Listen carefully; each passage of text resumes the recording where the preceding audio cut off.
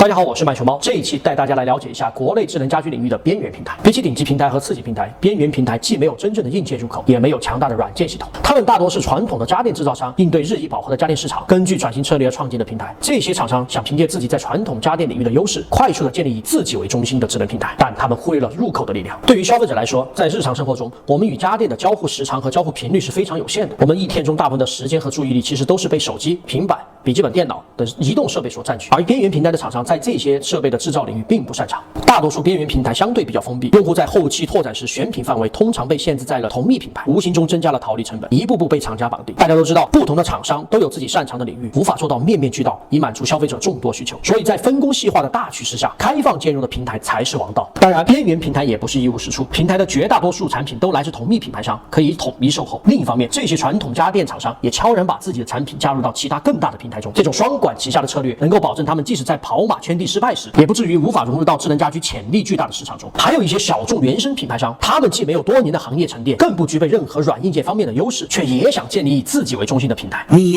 是在逗我吗？总结一下，小伙伴们在选购智能家居时，麦熊猫不推荐使用边缘平台的系统，但传统知名家电厂商的优质产品在满足兼容大平台的前提下，可以优先考虑。我是麦熊猫，带你了解真正的智能家居。